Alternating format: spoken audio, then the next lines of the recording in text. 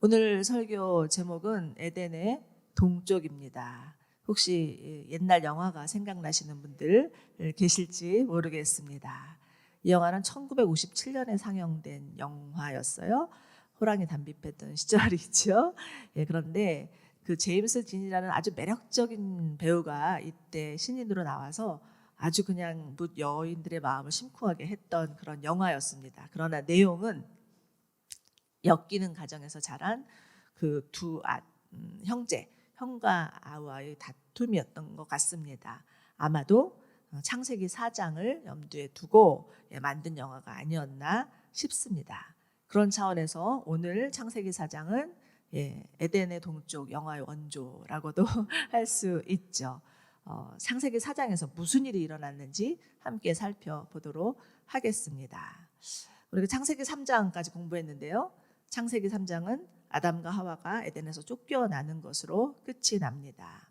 그런데 이들이 에덴에서 추방을 당한 것은 사실은 심판이 아니라 구원이었습니다. 이들을 구원하시기 위한 하나님의 은혜요 축복이었죠. 만약에 선악과를 먹은 이들이 에덴에 그대로 살았더라면 이들은 하나님처럼 되고자 하는 그런 영적인 교만을 아는 채 하나님을 찾을 기회를 놓쳐버릴 수 있었다라는 것입니다. 그러므로 신락원은 하나님의 구속 사역의 시작이었다라고 할 수가 있습니다. 그러나 앞으로 펼쳐지는 모든 성경의 스토리는 처음부터 끝까지 하나님의 구속의 역사입니다. 어디를 읽어도 복음이 숨겨져 있습니다. 앞으로 제가 한 2년 정도 이 하나님의 구속의 파노라마 이것을 매주 수요일마다 말씀을 전한다고 하였는데 말씀 들으시고 또 집에 가셔서 저희가 계속 한 장도 빠짐없이 하는 건 아니기 때문에 말씀을 들으시면 거기에 해당하는 본문을 쭉 이어서 집에서 읽으시면서 묵상해 보시면서 잘 따라오시기를 바랍니다.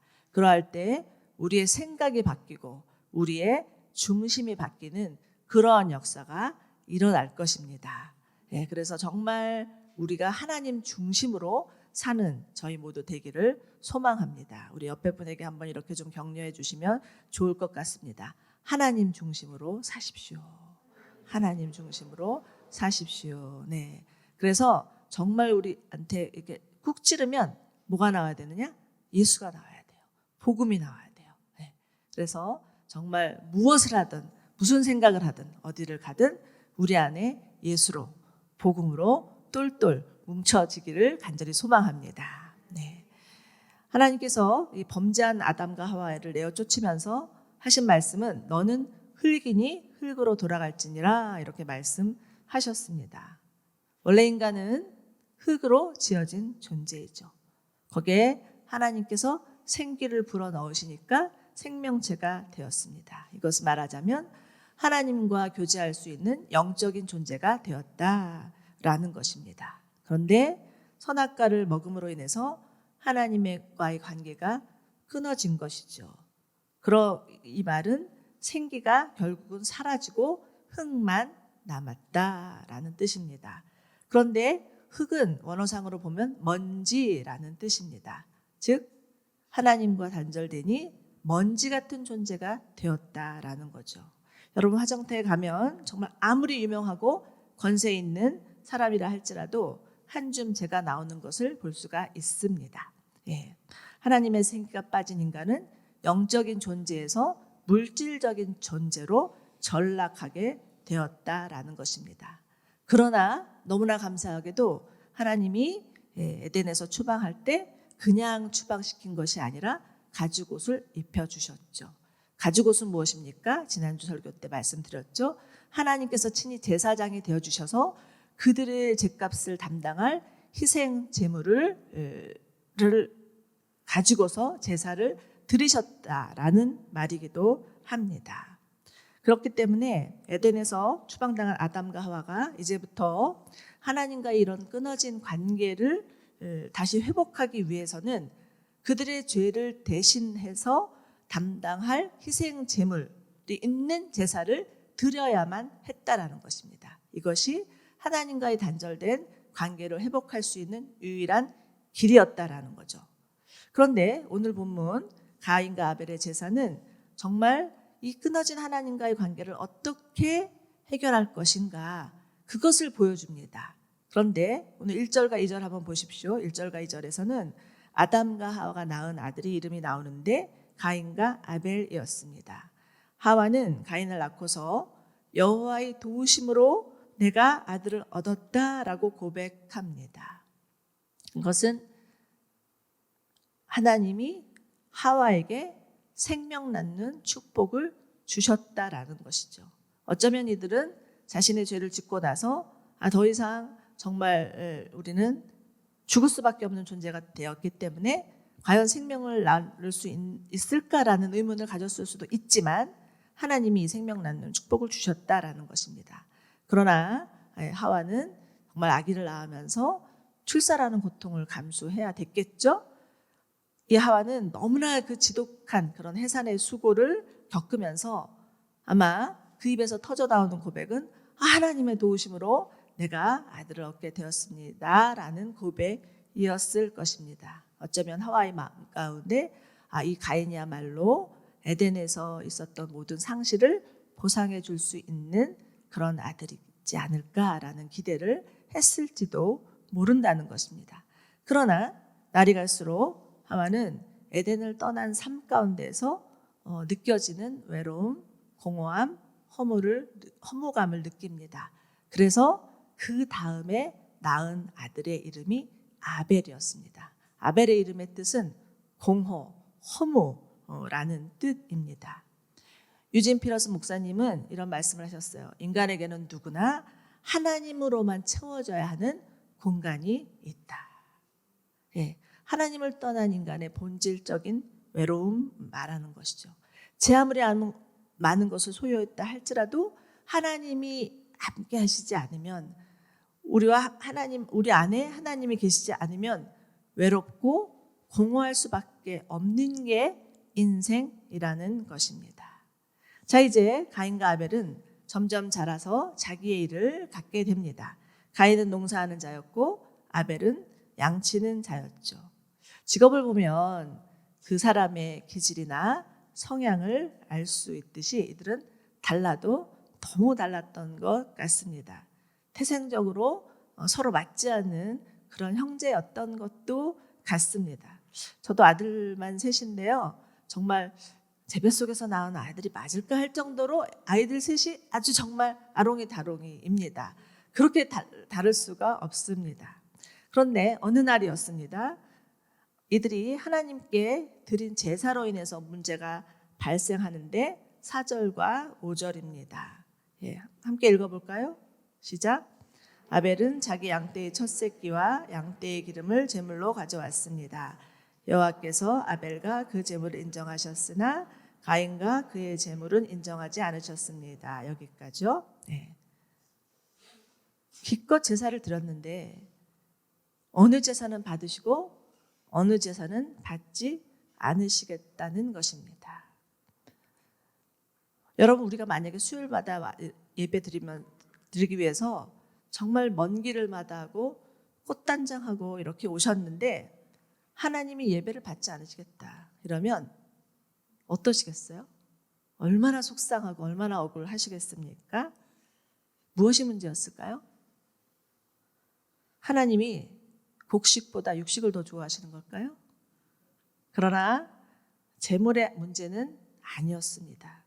왜냐하면 레위기 2장을 보면 하나님께서 곡식으로 드리는 제사도 받으신다라는 말씀이 나옵니다. 우리 도움을 얻기 위해서 레위기 2장 1절과 2절 한번 읽어볼까요? 네, 레위기 2장 1절과 2절 시작.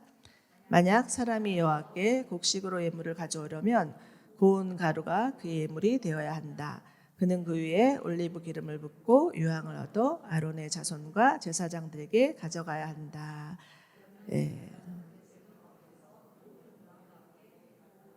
네. 그리고 이것이 여호와께서 기뻐하시는 향기로운 제물이다. 아멘. 네. 양이 없으면 곡식을 가지고서 고운 가루를 만들어서 하나님 앞에 제사 드리면 그 제사도 받으신다라고 말씀하십니다. 재물의 문제가 아니었죠. 히브리서 11장 4절에서는 이렇게 말합니다. 히브리서 11장 4절. 이것도 한번 같이 읽어볼까요? 시작. 믿음으로 아벨은 가인보다 더 나은 제사를 하나님 앞에 드렸고 이로써 하나님께서 그의 예물에 대해서 인정해 주셨습니다. 여기까지요. 네. 아벨은 가인보다 더 나은 제사를 드렸다고 하십니다. 그렇다면 더 나은 제사란 어떤 제사일까요? 믿음으로 드린 제사라고 말씀하시죠? 자, 그렇다면 믿음으로 드린 제사는 어떤 제사이겠습니까? 아담과 하와는 틀림없이 자신의 아들들에게 자신들이 어떻게 해서 에덴 동산에서 추방당했는지 그 에덴의 사건에 대해서 누차 말해 주었을 것입니다.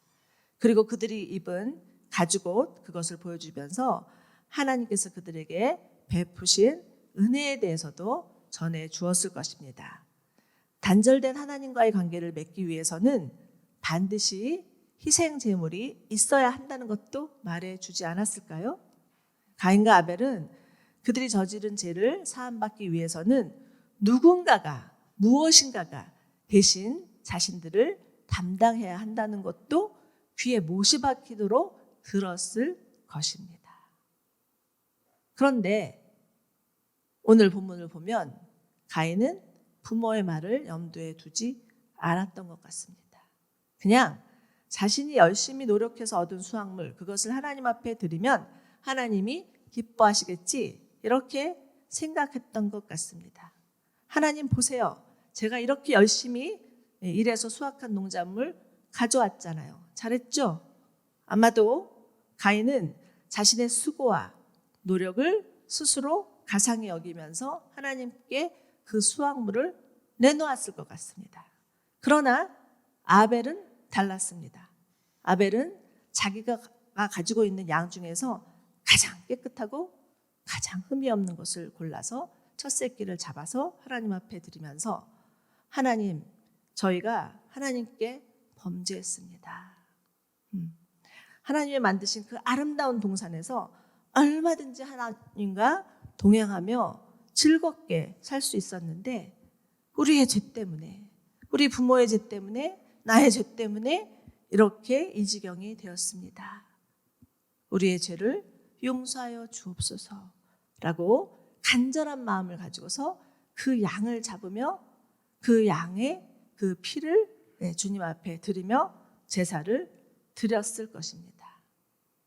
누가복음 18장을 보면 성전으로 올라가는 두 사람이 나옵니다.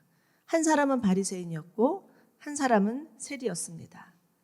바리새인은 남들이 봐주기를 바라는 마음으로 당당하게 서서 이렇게 기도하죠. 하나님, 저는 다른 사람과 같지 않아서 토색하지도 않았고 간음하지도 않았고 불의를 행하지도 않았습니다. 나는 1회에 2번씩 금식하고 소득의 11조를 꼬박꼬박 드리고 있습니다. 하나님 정말이지 내 옆에 있는 세리와 같지 않은 것에 너무너무 감사합니다. 이렇게 기도하죠. 그러나 세리는 감히 하나님을 쳐다보지도 못하고 정말 자신의 가슴을 치면서 하나님 저를 불쌍히 여겨주십시오. 저는 죄인입니다. 이렇게 기도합니다. 예수님이 이 비유를 그곳에 있는 사람들에게 전하면서 누가 의롭다 함을 얻었겠느냐라고 물어보십니다.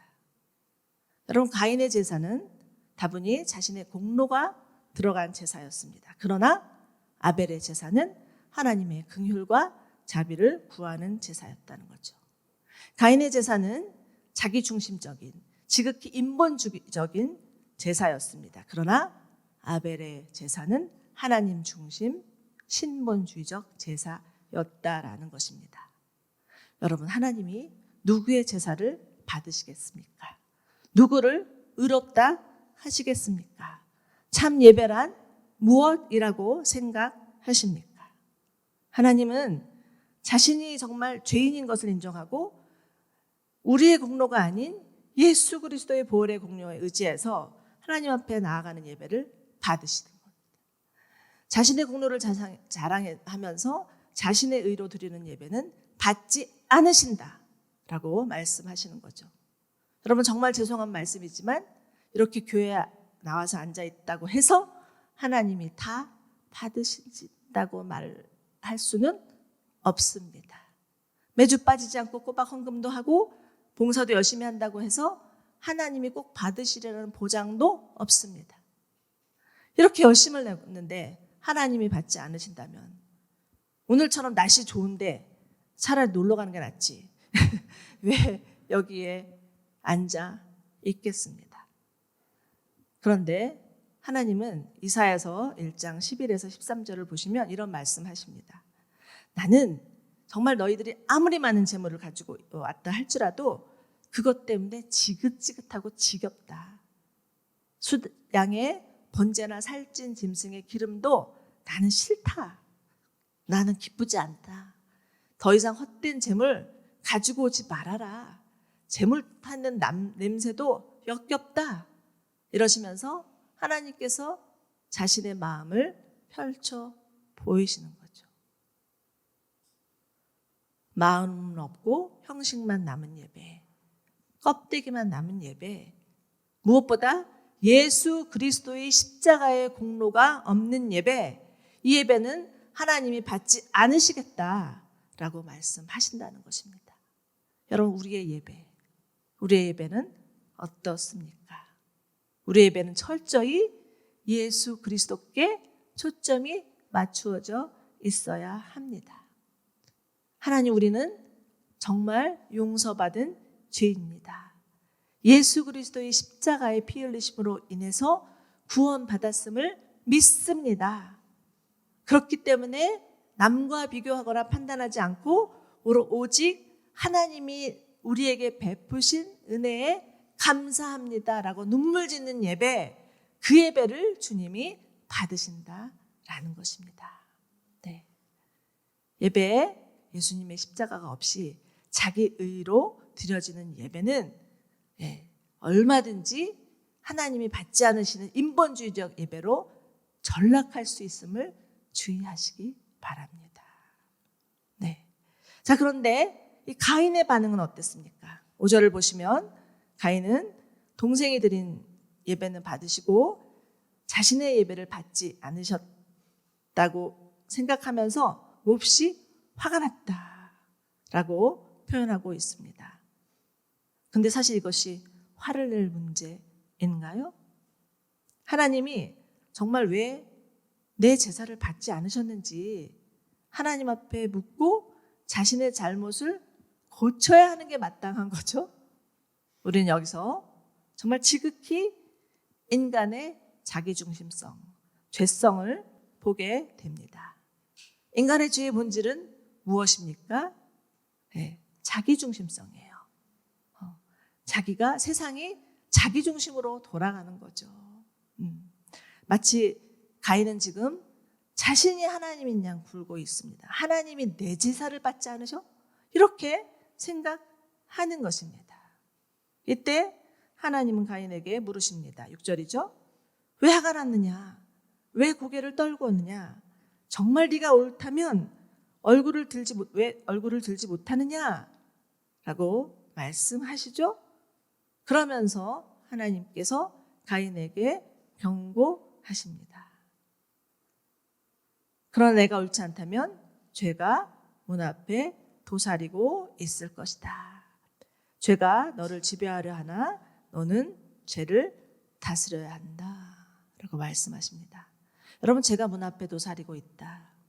이 표현은 예수님께서 제자들에게 사단이 오는 사자처럼 두루다니면서 삼킬자를 찾고 있다라고 말씀하신 말씀과 동일한 말씀입니다. 사단은 어떻게든 사람들이 죄를 짓도록 호시탐탐 기회를 노리고 있다는 것이죠. 그리고 죄의 빌미가 조금이라도 보이면 확 낚아채서 죄짓게 만드는 게 사단의 전략입니다. 자, 그렇다면 우리는 우리 안에 있는 죄의 불씨를 잠재워야 합니다. 바늘도둑이 소도둑 된다는 말이 있죠. 이 죄의 불씨를 잠재우지 않으면 걷잡을 수 없는 큰 죄를 불러 일으킬 수 있다라는 거죠. 그래서 하나님께서 그 죄의 특성을 아시기 때문에 가인에게 죄가 너를 지배하려고 하나 너는 죄를 다스려야 한다라고 친절하게 경고를 해 주시는 것입니다.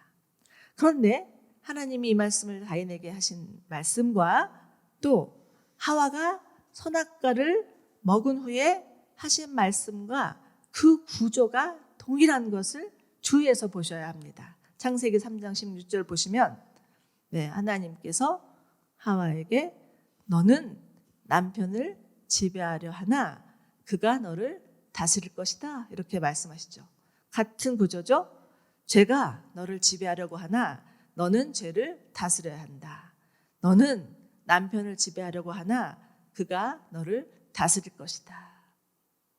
동일하게 경고해 주시는 것이죠. 자, 여러분, 하나님께서 여자를 지으신 목적이 무엇이었습니까? 돕는 배필, 남편을 돕기 위해서였습니다. 이는 동등한 위치에서 파트너가 되어서 가정을 세우라 하신 하나님의 부탁이요 명령이었죠. 그런데 선악과를 먹고 나서 여자는 남편을 자꾸 통제하려고 하고 손에 쥐려고 하고 지배하려고 하는 욕망으로 가득하게 되었다라는 것입니다. 그러나 남편을 지배하려고 하면 할수록 오히려 더 남편에게 지배를 당하게 될 것이다. 이렇게 말씀해 주고 계시죠. 자, 여러분 지금 이 세상에서 일어나고 있는 일들을 보십시오. 남아선호, 사상, 성차별, 성적 대상이 된 여인들 이런 얘기들 이것은 모두 다 하나님의 창조 질서가 깨어짐으로 말미암아서 벌어진 일들이라는 것입니다. 이와 같은 죄가 끊임없이 인간을 지배하고 어떻게든 그 죄의 영향력 아래 두게 하면서 계속 죄짓도록 그 죄에서 헤어나지 못하도록 한다라는 것이죠. 죄의 영향력과 파괴력이 얼마나 무시무시한지를 하나님이 말씀해 주고 계시다라는 거죠. 그래서 가인에게 너는 죄를 다스려야 한다라고 말씀을 해 주십니다. 여러분 우리의 싸움은요 사실은 옆에 있는 형제도 아니고 가족도 아니고 이웃도 아닙니다. 내 자신 안에 있는 죄와의 싸움입니다. 가장 무서운 적은 사단이 아니라 나 자신이다라는 것이죠. 사단도 우리가 빌미를 제공하지 않으면 함부로 건들 수 없습니다. 마틴 롤턴이 이런 말을 하죠. 날아가는 새가 머리 위에 떨어뜨리는 새똥은 막을 수 없지만 그 새 둥지를 트는 것은 막을 수 있다. 라는 그런 유명한 말을 했습니다. 그렇기 때문에 죄를 짓고 나서 난 어쩔 수 없었어. 정말 이 상황에서는 이럴 수밖에 없었어. 라고 말하는 것은 틀린 것입니다. 결국은 나의 선택이라는 것입니다. 자, 이제 하와의 경고를 들은 가인이 어떻게 하였나 봅시다. 8절인데요. 그는 아벨을 유인하여서 아무도 없는 들에 데려가서 쳐 죽이고 맙니다. 하나님의 경고를 듣자마자 돌아서서 동생을 죽여버린 거죠. 뭡니까? 자신의 죄를 다스리지 못하고 오히려 자신의 죄에 삼킴을 당했다라는 것을 볼 수가 있습니다. 이것이 죄에 대한 무지 때문이었을까요? 아니죠. 그 마음 가운데 가득한 죄의 욕망 때문이었습니다. 그러나 그럼에도 불구하고 하나님은 가인에게 물으십니다. 내 동생 아벨이 어디 있느냐? 어디서 많이 들어본 질문이죠. 아담이 선악과를 따먹고 범죄했을 때 하나님께서 아담에게도 찾아오셔서 아담아 내가 어디 있느냐 이렇게 물으셨습니다. 하나님 몰라서 물으신 걸까요? 아니죠. 회개할 수 있는 기회를 주시는 거죠. 아담에게도 가인에게도 회개할 기회를 주시는 것입니다. 여러분 하나님은 어떤 분이십니까? 여러분은 하나님을 어떤 분이라고 여기시고 생각하시고 믿고 계십니까? 시편 103편 8절 한번 같이 읽어보시기 바랍니다. 시편 103편 8절 시작. 여호와께서는 긍휼이 많으시고 은혜로우시며 노하기를 더디하시고 인자하심이 풍부하시도다. 아멘. 하나님은 절대 성급하게 일 처리하시는 분이 아니십니다. 하나님은 우리가 돌아올 때까지 기다리고 또 기다리시는 분이시라는 거죠.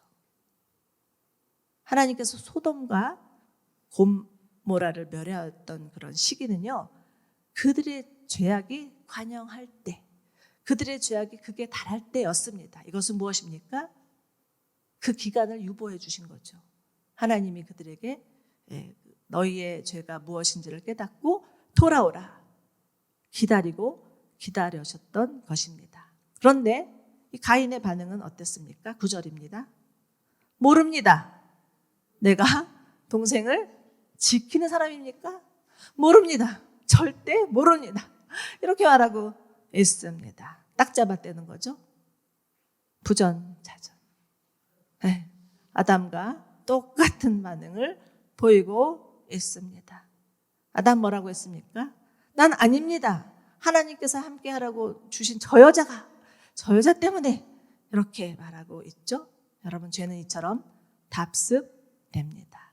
흉보면서 담는다는 말 있지 않습니까? 슬프게도 가인은 회개하지 않습니다. 하나님께서 회개할 기회를 분명히 주셨음에도 불구하고 회개하지 않는 자, 그 자에게 남은 것은 심판입니다. 11절 하나님께서 가인에게 이렇게 말씀하시죠.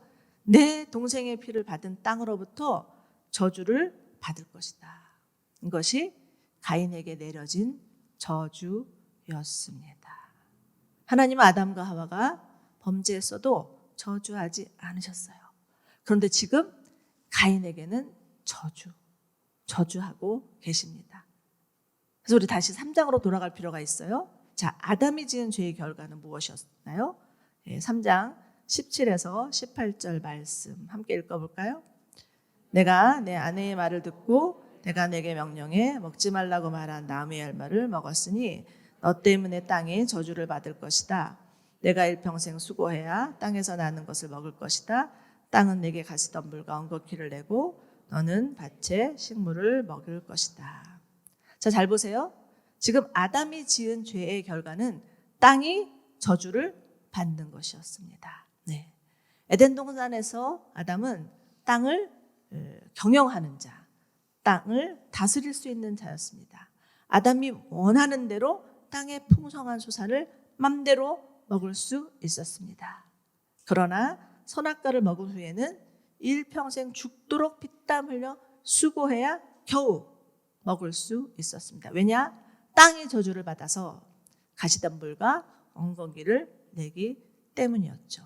그만큼 땅이 메마르고 황폐해졌다라는 것을 알 수 있습니다. 그런데 지금은 이 아담의 죄로 인해서 저주받은 땅이 가인을 저주하게 될 것이라고 말씀하시죠. 악순환이죠. 죄의 악순환입니다. 하나님이 연이어서 12절에서 말씀하십니다. 내가 땅을 읽어도 다시는 땅이 그 결실을 내주지 않을 것이다. 너는 땅으로부터 도망해 떠도는 사람이 될 것이다. 이렇게 말씀하시죠. 회개치 않은 가인에게 내려진 벌은 두 가지였습니다. 아무리 열심히 일해도 일한 만큼 소득을 얻을 수 없다는 것. 그리고 유리방황하면서 방랑자의 삶을 살게 될 것이라는 것. 이 두 가지였습니다. 그런데 여러분, 이 두 가지는 하나님을 떠난 모든 인간이 겪는 문제입니다. 아무리 애를 써도 전 세계적으로 지금 겪고 있는 이 소득의 불균형으로 인한 가난과 기아의 문제는 해결되지 않습니다. 지금도 지구 한편에서는 굶어 죽어가고 있는 자들이 있습니다. 인간의 노력으로 되지 않습니다. 왜요? 이것은 인간의 죄의 결과이기 때문이라는 거죠. 여러분, 아무리 많이 배우고 아무리 많은 것을 가졌다 해도 인간의 영혼은 방황할 수밖에 없습니다.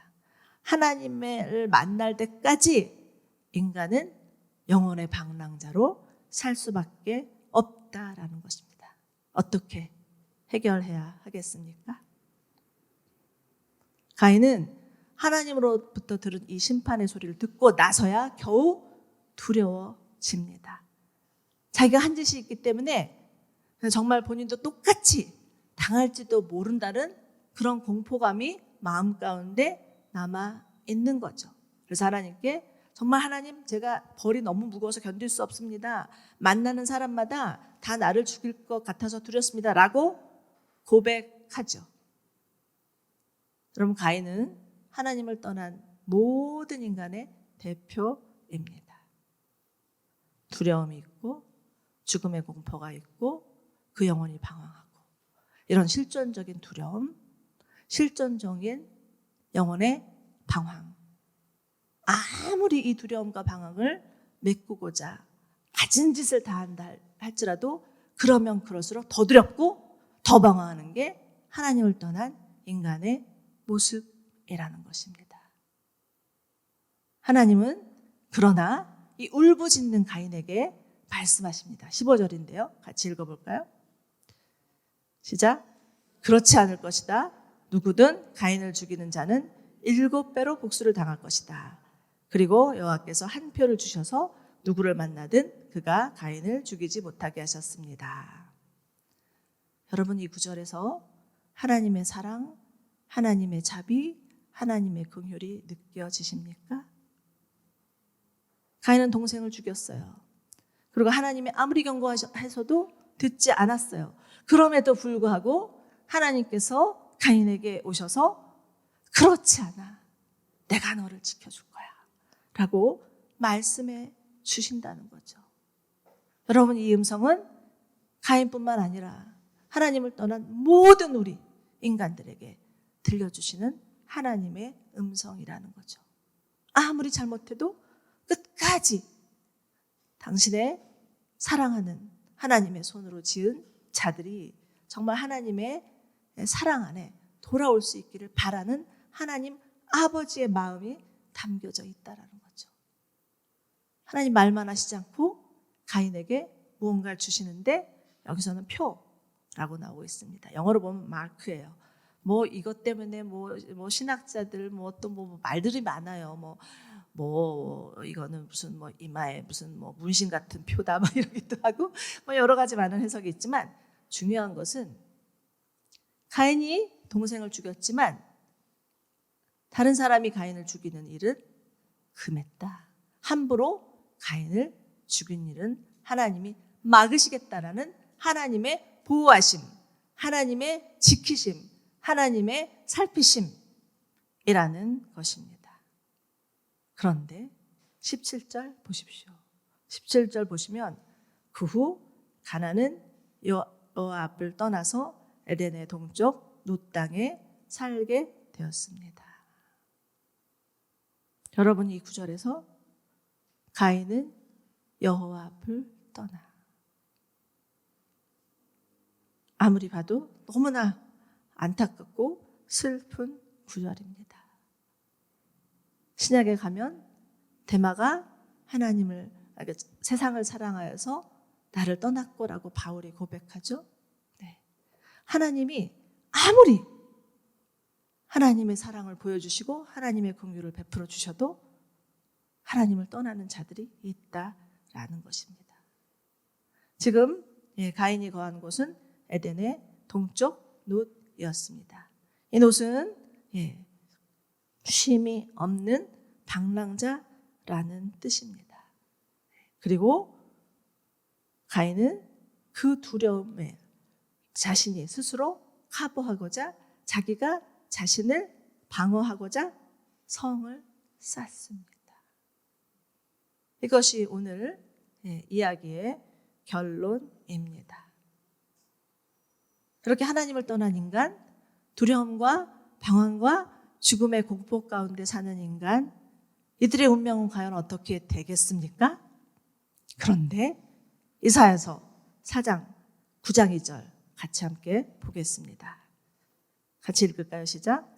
어둠 속에서 걷던 백성이 큰 빛을 보았고 죽음의 그림자가 드리운 땅에 사는 사람들 위에 빛이 비쳤다. 아멘. 아멘.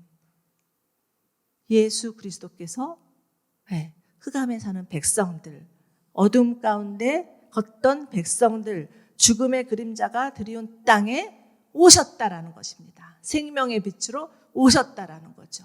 누구든지 주 예수 그리스도를 믿는 자는 아무도 멸망하지 않고 모두 다 구원함을 얻고 영생을 얻게 하실 것이다라고 말씀하신 하나님의 말씀이 이루어졌다라는 것입니다. 아무도 자기 스스로 구원할 자는 없습니다. 아무리 내가 나를 보호하고자 높은 성을 쌓는다 할지라도 그 성이 나를 지켜주지 않습니다. 오로지 예수 그리스도 그분만이 우리의 방패시오 요새시오 피난처시오 구원의 뿌리심을 믿으시는 저와 여러분들 되시기를 축원합니다. 오늘 또 가정의 달 또 수요 여성예배 5월 첫 주 오신 여러분들 가운데 하나님이 주시는 말씀은 무엇입니까? 정말 예수 그리스도 그 피로 말미암아 우리 가운데 구원 주신 하나님 앞에 감사하자. 그리고 정말 그 예수 그리스도의 보혈의 공로에 의지하여서 하나님 앞에 눈물로 감격함으로 감사함으로 예배하자. 이렇게 말씀해 주신다고 생각합니다. 우리는 모두 다 주님의 인자하심과 주님의 긍휼하심으로 인해서 구원받은 하나님의 자녀입니다. 이것이 정말 우리 가운데 주신 큰 은혜이기 때문에 우리가 이것을 간직할 뿐만 아니라 이 은혜를 우리의 사랑하는 가족들, 우리의 사랑하는 이웃들에게 전하는 저희 모두 되기를 간절히 소망합니다.